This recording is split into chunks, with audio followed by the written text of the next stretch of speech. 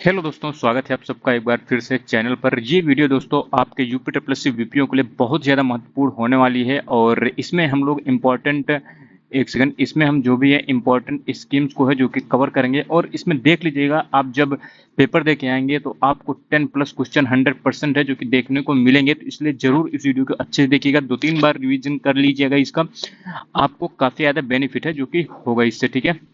तो चलिए हम लोग स्टार्ट करते हैं। तो यहाँ पर देखिए यूपिटर प्लस सी वीपीओ के लिए बहुत ही महत्वपूर्ण। तो देखिए पहली चीज आपको ध्यान देना है 5 year plans.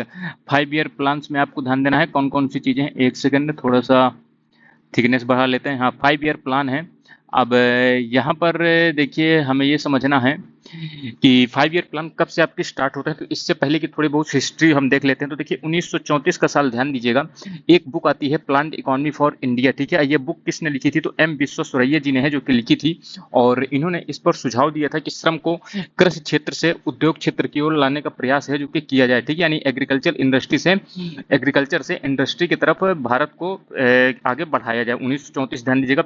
Planned economy for India I थी, एम विश्वेश्वरैया के द्वारा लिखित थी ये। 1938 ध्यान दीजिएगा, हरिपुरा अधिवेशन होता है।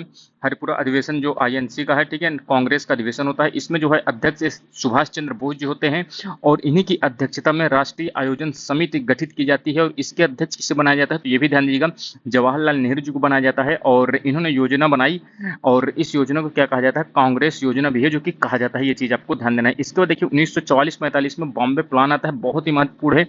और बॉम्बे प्लान क्या था? तो इसमें 8 उद्योगपति के द्वारा जो है भारत आगे कैसे व्यापार में काम करेगा, ये सब चीजें यहाँ पर चर्चा हुई थी। इसमें देखिए जेआरडी टाटा जी उस समय, बिरला जी और भी 8 उद्योगपति जो थे ये सब शामिल थे। और ये जो प्लान था ये 10,000 करोड़ के आसपास का था, ठीक है। इसको देखिए 1944 गांधी योजना कई बार एग्जाम में आ चुकी है। और यहाँ पर ध्यान दीजिएगा ये किसके द्वारा लाई गई थी? तो श्रीमन नारायण के द्वारा है जो कि गांधी योजना लाई गई थी। इसको देखिए ये क्या है? पीपुल प्लान है, ये भी ध्यान दीजिएगा। ये एम एन रॉय के द्वारा है जो कि आई थी, ठीक है। पीपुल प्लान, ये यहाँ पर एक गलत लिखा है, पीपुल प्लान, ये चीज आपको ध्यान देना। 1945 में आती, ईयर जरूर ध्यान दीजिएगा इसका। इसके बाद देखिए 1950 में सर्वोदय प्लान था, बहुत important, most important, JP Narayan के द्वारा है जो कि आते हैं जयप्रकाश नारायण जी के द्वारा। 1950 में सर्वोदय प्लान, ये चीज ध्यान दीजिएगा। इसके बाद देखिए 15 मार्च 1950 में योजना आयोग है जो कि गठित कर दिया जाता है और इसकी अध्यक्षता जवाहरलाल नेहरू जी करते हैं। और उपाध्यक्ष कौन रहते हैं इसके? गुलजारी लाल नंदा जी रहते हैं। और इसी योजना आयोग को है जो कि 1 जनवरी 2015 को नीति आयोग से स्थानांतरित कर दिया जाता है, यानी बदल दिया जाता है। और नीति आयोग के अध्यक्ष पीएम रहते हैं और उपाध्यक्ष बनाया जाता है, ठीक है। इस समय उपाध्यक्ष कौन है? तो सुमन बेरी जी हैं। और इसके सीईओ कौन है? तो बीवीआर सुब्रमण्यम जी हैं। 6 अगस्त 1952 मोस्ट इंपॉर्टेंट है, ध्यान दीजिएगा। राष्ट्रीय विकास परिषद एनडीसी काउंसिल यानी नेशनल डेवलपमेंट काउंसिल यहाँ पर गठित की जाती है, ठीक है। और इसके भी हेड जो होते हैं प्रधानमंत्री होते हैं। अब देखिए पहला 5 ईयर प्लान मोस्ट इंपॉर्टेंट है, 1951 से 1956 तक चलता है।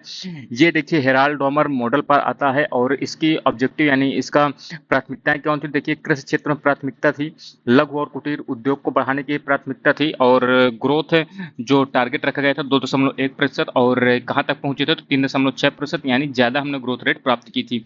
सेकेंड 5 ईयर प्लान की बात करें तो 1956 से 1961 में चलता है और इसे पीसी महालनोबिस मॉडल के आधार पर बनाया गया था। और इसके ऑब्जेक्टिव क्या थे? तो हैवी इंडस्ट्रीज पर बल दिया गया था, उनको विकास से विकसित करने की बात कही गई थी। और राष्ट्रीय आय में 25% वृद्धि करने की बात कही गई थी। विकास दर कितना रखा गया था? 4.5%। और हमने 4.3% है जो कि अचीव किया था। इसके साथ देखिए राउरकेला जो है उड़ीसा, राउरकेला इस्पात संयंत्र आपका उड़ीसा में स्थापित किया जाता है। भिलाई छत्तीसगढ़ में, दुर्गापुर वेस्ट बंगाल, दुर्गापुर वाला यूके की सहायता से ये स्थापित किया जाता है, ठीक है। राउरकेला और भिलाई के बारे में आप बताइए किसकी सहायता से स्थापित किया जाता है। तीसरा 5 ईयर प्लान कौन सा था? तो 1961 से 66 तक चलता है, लेकिन बीच में ये डिस्टर्ब हो जाता है क्योंकि आपको पता है 1962 में चाइना के साथ युद्ध और 1965 में पाकिस्तान से युद्ध होता है। इसके कारण से ये 5 ईयर प्लान उतना सक्सेसफुल नहीं होता है। सैंडी और सुकमा चक्रवर्ती मॉडल पर आधारित होता है। अर्थव्यवस्था को आत्मनिर्भर बनाना इसका लक्ष्य था। विकास दर 5.6% लक्ष्य रखा गया था, लेकिन प्राप्त कितने की थी? तो 2.8% ही बस है जो कि प्राप्त की थी, क्योंकि 1962 और 1965 में युद्ध हो गया था। इसके बाद देखिए युद्ध होने के कारण 5 ईयर प्लान को थोड़े दिन के लिए स्थगित कर दिया जाता है। इसके साथ होता क्या है, तो 1966 से 1969 तक योजना अवकाश रहता है और यहाँ पर वार्षिक योजनाएं हैं जो कि चलती हैं, यानी ईयरली स्कीम से। यहाँ पे ध्यान दीजिएगा, कई बार एग्जाम में पूछा जा चुका है कि योजना अवकाश कब से कब तक रहा है, तो ये ध्यान दीजिएगा 1967 से 1969। चौथा 5 ईयर प्लान आता है 1969 से 1974 के मध्य में, डी आर गाडगिल द्वारा यह तैयार किया जाता है। अशोक रुद्र के ओपन कंसिस्टेंसी मॉडल पर यह आधारित होता है। 14 बैंकों का राष्ट्रीयकरण किया जाता है 1969 में। ध्यान दीजिएगा, कई बार एग्जाम में पूछा जा चुका है, ये पहला राष्ट्रीयकरण था, ठीक है। और परिवार नियोजन कार्यक्रम इसी जो है 5 ईयर प्लान में स्टार्ट किया जाता है। और सुखद संभावित क्षेत्र कार्यक्रम यानी डीपीएपी 1973-74 में इसी समय आता है, ठीक है। डेजर्ट पॉसिबिलिटीज एरिया प्रोग्राम, ये चीज आपको ध्यान देना है। डीपीएपी शॉर्ट फॉर्म भी ध्यान दीजिएगा 1973-74 में है जो कि आता है। इसके बाद देखिए पांचवा 5 ईयर प्लान है 1974 से 1989 में, डीटी लकड़वाला उपाध्यक्ष थे इसके, और इसके टारगेट गरीबी हटाओ थी, ये चीज भी ध्यान दीजिएगा। गरीबी हटाओ का जो नारा पहली बार दिया गया था फिफ्थ 5 ईयर प्लान में दिया गया था, और आत्मनिर्भरता भी ध्यान दीजिएगा। इसी समय देखिए फिफ्थ 5 ईयर प्लान के अंतर्गत ही है भारतीय राष्ट्रीय राजमार्ग प्रणाली भी है जो कि स्टार्ट की जाती है। पहली बार देखिए गरीबी हटाओ का नारा है जो कि दिया गया था, और इसी समय एमएनपी 1974 में मिनिमम नीड प्रोग्राम, ये चीज ध्यान दीजिएगा। एमएनपी शॉर्ट फॉर्म भी ध्यान दीजिएगा, 1974 में ये कार्यक्रम आता, बहुत ही महत्वपूर्ण, ध्यान दीजिएगा। लक्ष्य 4.4% इसमें थी। जनता पार्टी सरकार रहे, क्योंकि पता है आपको कि बीच में इमरजेंसी लगा दी जाती है, तो ये 1975 में इमरजेंसी लगाने के कारण जो है 1978 में इसे समाप्त कर देती है जनता पार्टी की सरकार, क्योंकि आ जाती है, ठीक है। 1.5 साल लगभग इमरजेंसी चलती है 1975 से। इसके बाद जब चुनाव होते हैं तो उसमें जनता पार्टी सरकार जीत कर आती है। इसके बाद ये देख सकते हैं 1978 से 80 तक रोलिंग प्लान चलते हैं। इसके बाद देखिए जब जनता पार्टी की सरकार गिर जाती है तो इसके बाद देखिए 1980 से 1985 में आपका छठवां 5 ईयर प्लान आता है, जिसमें ग्रामीण बेरोजगारी उन्मूलन के लिए योजनाएं चलती हैं। ये बहुत इंपॉर्टेंट है, मोस्ट इंपॉर्टेंट है, ध्यान दीजिएगा। छठवीं 5 ईयर प्लान से जितनी भी योजना है सभी बहुत ही इंपॉर्टेंट है, ये चीज ध्यान दीजिएगा। एक तो आती है देखिए IRDP integrated rural development programme, एकीकृत ग्रामीण विकास योजना, ये चीज ध्यान दीजिएगा। 1978-79 में बनती है और 1980 में स्टार्ट हो जाती है, ये चीज आपको ध्यान है। Integrated rural development programme IRDP, कई बार डायरेक्ट पूछ सकता है IRDP कब शुरू हुई, तो 1980 में। इसके बाद देखिए ट्राइसेम, इसका भी फुल फॉर्म ध्यान दीजिएगा, training of rural youth for self employment, ये 1979 में आती है। कब आती है, 1979 में। ये आती है 1980 में। NREP national rural employment programme, ये चीज ध्यान दीजिएगा। ये कब आती है, ये आप कमेंट बॉक्स में बताएंगे कब आती है, अभी आगे पता चल जाएगा। द्वारका बात करें, ये भी कई बार एग्जाम में आ चुका है। Development of women and children in rural areas, ये कब आती है, 1983 में आती है। इनके फुल फॉर्म भी ध्यान दीजिएगा, डायरेक्ट पूछ लेगा द्वारका का फुल फॉर्म क्या है, तो development of women and children in rural areas. ऐसे ट्राइसम का पूछ लेगा तो ये ध्यान दीजिएगा, ट्राइसम युवाओं से संबंधित है, यूथ एम्पावरमेंट और एम्प्लॉयमेंट से संबंधित है। द्वारका जो है वुमेन एंड चिल्ड्रन से संबंधित है। इसके बाद देखिए RLEGP मोस्ट इंपॉर्टेंट है, ये भी, ये rural landless employment guarantee programme है। ये आपका कब आता है, 1983 में। ये चीज भी आपको ध्यान देना है। नबार्ड की स्थापना 1982 में होती है, और किस समिति के सिफारिश पर, शिवरमन समिति के सिफारिश पर। इस 5 ईयर प्लान को हम लोग क्या कहते हैं, तो पर्सपेक्टिव प्लानिंग है जो कि कहा जाता है। आप देख सकते हैं कितनी अच्छी अच्छी योजनाएं जो है छठवीं पंचवर्षीय योजना से आई थी, ठीक है। इसके बाद देखिए 1985 से 1990 में 7th 5 ईयर प्लान है जो कि चलता है, और राजीव गांधी के द्वारा लाया गया था, और टेक्नोलॉजी पर विशेष ध्यान था। लक्ष्य 5% रखा गया था, और अचीव हमने 6% के आसपास किया था। 1990 से 92 में देखिए वार्षिक योजनाएं आई, क्योंकि आपको पता है कि 1990 से 92 में हमारे यहाँ जो विदेशी मुद्रा भंडार है उसका संकट हो जाता है, और इसके कारण से आर्थिक संकट आ जाता है। इसी के कारण से 1991 में आप लोग देखते हैं LPG रिफॉर्म्स हमारे देश में आते हैं। इसके बाद देखिए 8वां 5 ईयर प्लान 1992 से 97 में चलता है।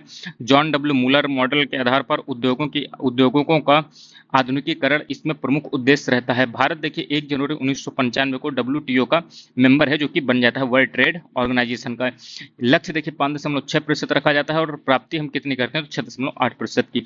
9वां 5 ईयर प्लान आता है 1990 से 92 में। इसमें देखिए तीव्र आर्थिक वृद्धि और जीवन की गुणवत्ता में सुधार प्रमुख लक्ष्य था। टारगेट की बात करें तो सामाजिक न्याय एवं समरूपता के आधार पर यहाँ पर आर्थिक विकास करने की बात कही गई थी। लक्ष्य 6.5%, अचीव कितने किए, तो 4%। 10वां 5 ईयर प्लान जो आता है ये 2002 से 2007 के मध्य में आता है, ठीक है। ईयर जरूर ध्यान दीजिएगा, बस होगा, इसमें उतना इंपॉर्टेंट फैक्ट नहीं है। 11th 5 ईयर प्लान की बात करें तो 2007 से 2012 में रहता है। इसमें बस इतने में ध्यान दीजिएगा, तीव्रतर आर्थिक विकास के साथ समावेशी विकास। और 12th 5 ईयर प्लान की बात करें 2012 से 2017 तक रखा गया था टाइमलाइन, लेकिन 2015 में 1 जनवरी 2015 को इसी 5 ईयर प्लान को बंद कर दिया जाता है। और इसके बाद हम लोग नीति आयोग की चूंकि स्थापना कर देते हैं, तो नीति आयोग की स्कीम से जो कि चलने लगती है, ठीक है। अब देखिए यहाँ से मोस्ट इंपॉर्टेंट चीज ध्यान दीजिएगा, यहाँ से असली खेल आपका शुरू हो रहा है, इंपॉर्टेंट सेंट्रल स्कीम्स। तो देखिए पहला है सामुदायिक विकास कार्यक्रम, डेट ध्यान दीजिएगा 2 अक्टूबर 1952 को आती है, ये बहु परियोजना थी। इसके अंतर्गत देखिए कई चीजें और छोटी छोटी चीजें ध्यान दीजिएगा, बड़ौदा परियोजना 1932 में आई थी, सेवाग्राम परियोजना 1936 में, इटावा परियोजना कब आई थी तो 1948 में। ध्यान दीजिएगा तीनों इंपॉर्टेंट है, ध्यान दीजिएगा। राष्ट्रीय विस्तार सेवा 2 अक्टूबर 1953 की आती है, यहाँ पर सेल्फ हेल्प ग्रुप्स के माध्यम से विकास कार्य करना इसका लक्ष्य था। पर्वतीय क्षेत्र विकास एजेंसी कार्यक्रम 1972 में आती है। सूखा प्रवण क्षेत्र विकास कार्यक्रम डीपीएपी अभी मैंने बताया था आपको, तो कब आते हैं 1973-74 में। कमांड एरिया विकास कार्यक्रम 1974 में। मरुस्थलीय विकास कार्यक्रम 1978 में, ठीक है। मरुस्थल डेजर्ट डेवलपमेंट प्रोग्राम डीडीपी, ठीक। लघु कृषक विकास एजेंसी 1973 में स्थापित होती है।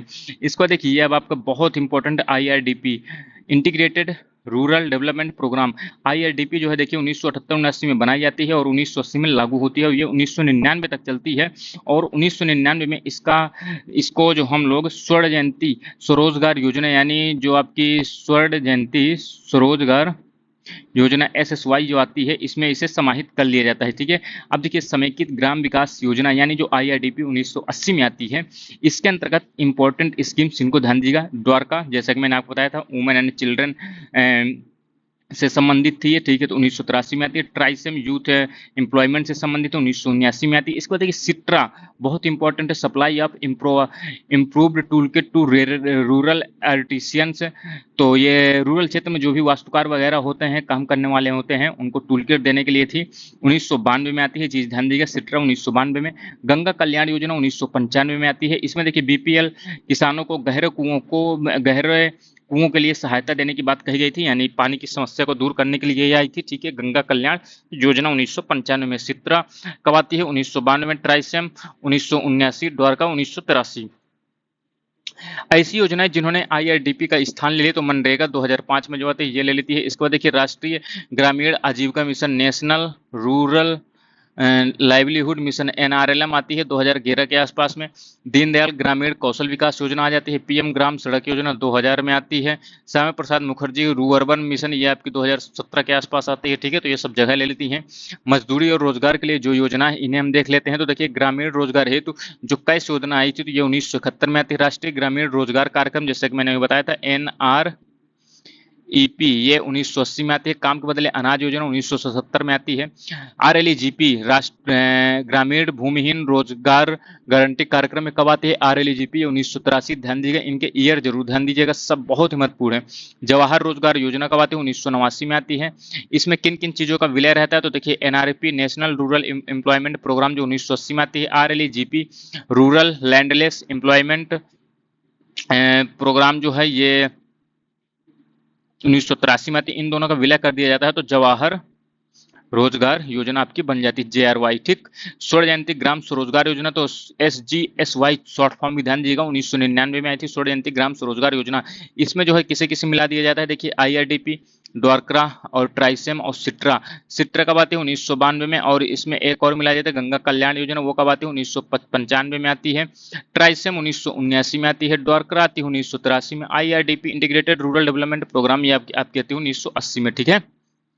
सुनिश्चित रोजगार योजना 1993 में, ध्यान दीजिएगा, सुनिश्चित रोजगार योजना 1993 में। इंदिरा आवास योजना 1985 में, ठीक है। 10 लाख कुओं की योजना ये 1988-89 में आती है। इससे हम लोग मिलियन वेल स्कीम भी है जो कि कहते हैं। और 1998 में स्वतंत्र रूप से है जो कि आती है, ये चीज भी ध्यान दीजिएगा। ग्रामीण क्षेत्र में शहरी सुविधाओं की उपलब्धता कार्यक्रम 2004 से 2005 तक, ठीक है। डॉक्टर APJ अब्दुल कलाम जी के द्वारा 2003 में प्रस्तुत की गई थी। कौन सी पूरा योजना यही है, ठीक है। ग्रामीण विकास मंत्रालय ने इसे शुरू किया था, ठीक है, पूरा स्कीम। कमजोर वर्ग के लिए देखिए योजनाएं देखें तो राष्ट्रीय एससी एसटी वित्त एवं विकास निगम की स्थापना 1989 में होती है। राष्ट्रीय एससी एसटी आयोग कब बनता है तो 1992 में बनता है। 65वां जो संविधान संशोधन के माध्यम से 1992 में बनता है। इसके बाद देखिए 2004 में क्या होता है, 89 नंबर का अमेंडमेंट आता है संविधान में, जिसके माध्यम से 2 आयोग बनते हैं। नेशनल एससी कमीशन बन जाता है जो कि आर्टिकल 338 है। इसके अलावा आर्टिकल 338 ए अलग से बन जाता है, ये नेशनल एसटी कमीशन से संबंधित है, ठीक है, शेड्यूल्ड ट्राइब से। राजीव गांधी राष्ट्रीय पेयजल कार्यक्रम 1986 में आता है। न्यूनतम आवश्यकता कार्यक्रम 1975-76 एमएनपी जिसे हम कहते हैं, ठीक है। राष्ट्रीय सामाजिक कार्यक्रम मोस्ट इंपॉर्टेंट भाई साहब एनएसएपी राष्ट्रीय सामाजिक सहायता कार्यक्रम तो कब आता है 15 अगस्त 1995 में। इसके अंतर्गत आर्टिकल 41 और आर्टिकल 42 के सिद्धांतों को पूरा करने के लिए कहा गया है। ये दोनों ही आर्टिकल आपके कहाँ है तो ये ध्यान दीजिएगा भाग नंबर 4 में है, ठीक है। ये चीज ध्यान दीजिए डीपीएसपी के अंतर्गत आते हैं। ये देखिए सहकारिता मंत्रालय के द्वारा जो कि स्टार्ट किया गया था। एनएसएपी 1995 में जो आता है, इसके तहत कौन कौन सी योजनाएं हैं तो देखिए इंदिरा गांधी राष्ट्रीय वृद्धावस्था पेंशन योजना 1955, ये सब शामिल हैं इसी के अंतर्गत, ठीक है। इंदिरा गांधी राष्ट्रीय विधवा पेंशन योजना 2009 में जो आती है। इंदिरा गांधी राष्ट्रीय विकलांग पेंशन योजना जो 2009 में आती है। राष्ट्रीय परिवार लाभ योजना ये 1995 में आती है। अन्नपूर्णा योजना 2000 में आती है और इसके अंतर्गत 10 केजी पर व्यक्ति अनाज है जो कि दिया जाता है, ये चीज भी ध्यान दीजिएगा। संपूर्ण ग्रामीण रोजगार योजना 2001 में आती है। इसमें देखिए रोजगार आश्वासन योजना ये कब आती है 1993 के आसपास शायद आती है। और जवाहर ग्राम समृद्ध योजना इन दोनों को मिलाकर है जो कि संपूर्ण ग्रामीण रोजगार योजना 2001 में आती है। समेकित बाल विकास योजना आईसीडीएस 1975 में आती है। इंटीग्रेटेड चाइल्ड डेवलपमेंट योजना के यहाँ पर प्रोग्राम रखना चाहिए, आईसीडीपी है नहीं, ना कि आईसीडीएस, ठीक है। महिला बाल विकास मंत्रालय के द्वारा आती है। इसके तहत योजनाओं की बात कर लेते हैं तो इसमें देखिए आंगनवाड़ी सेवा योजना आती है। पीएम मातृ वंदन योजना आती है। राष्ट्रीय कृच यानी शिशु गृह योजना आती है। बाल संरक्षण योजना आती है। पोषण अभियान आती है। मध्याह्न भोजन योजना आती है। मध्याह्न भोजन योजना देखिए 1995 में आती है और इंटीग्रेटेड चाइल्ड डेवलपमेंट प्रोग्राम के तहत आती है। ये केंद्र प्रायोजित थी। इसके अंतर्गत देखिए 1 से 8 तक के बच्चों के लिए मुफ्त भोजन की व्यवस्था की गई थी। यहाँ पर कितने से कितने वर्ष के बच्चे थे तो 6 से 14 वर्ष के, और शिक्षा मंत्रालय की पहल थी। सर्व शिक्षा अभियान 2001 में आती है। निर्मल भारत योजना जो है 2003 में आती है 15 अगस्त के दिन। मलिन बस्तियों में सामुदायिक शौचालय की विस्तार करने की बात इसमें कही जाती है। स्वजल धारा योजना मोस्ट इंपोर्टेंट है 2002 में आती है। निर्मल ग्राम पुरस्कार योजना 2003 में आती है। स्वच्छता के क्षेत्र में जो 3 टायर पंचायतें हैं इनको पुरस्कार देने से संबंधित है। जननी शिशु सुरक्षा योजना मोस्ट इंपोर्टेंट है भी। जननी शिशु सुरक्षा योजना अप्रैल 2005 में आती है। 100% केंद्र प्रायोजित थी और गर्भवती महिला को 1400 रुपए देखिए ग्रामीण क्षेत्र की, और शहरी क्षेत्र की महिला को 1000 रुपए जो कि दिए जाते थे। ये चीज ध्यान दीजिएगा, रुपए भी ध्यान दीजिएगा। पीएम मातृ वंदन योजना जो आती है इसके अंतर्गत देखिए 5000 रुपए हैं जो कि प्रेगनेंसी होने के बाद दिए जाते थे। हरियाली योजना 2003 में आती है, बहुत इंपॉर्टेंट है, ध्यान दीजिएगा। ये जल प्रबंधन वृक्षारोपण को बढ़ावा देने के लिए आई थी और बरसात के पानी को स्टोर करने के लिए आई थी, ठीक है। जनश्री बीमा योजना मोस्ट इंपॉर्टेंट, ये भी 10 अगस्त 2000 को आती है। अंत्योदय अन्न योजना मोस्ट इंपॉर्टेंट 25 दिसंबर सन 2000 को आती है। बीपीएल परिवारों को फ्री राशन देने से संबंधित थी। वाल्मीकि अंबेडकर आवास योजना 2001 में आती है। शहरी स्लम क्षेत्रों में स्वच्छ आवासीय सुविधा उपलब्ध कराना इसका लक्ष्य था। मनरेगा भैया बहुत ही महत्वपूर्ण, 2005 में एक्ट बनता है। 2 फरवरी 2006 में ये स्टार्ट होती है, 200 जिलों के साथ स्टार्ट होती है। 2008 में पूरे देश में लागू कर दिया जाता है और 2 अक्टूबर 2009 को महात्मा गांधी जी के नाम पर है जो कि पड़ जाती है। ये चीज भी आपको ध्यान देना है। इसमें देखिए लाभार्थी आगे जो होंगे जितने भी मनरेगा में जिन्हें रोजगार दिया जाएगा इनमें देखिए 1/3 या 33% महिलाएं होनी चाहिए, चीज ध्यान दीजिएगा।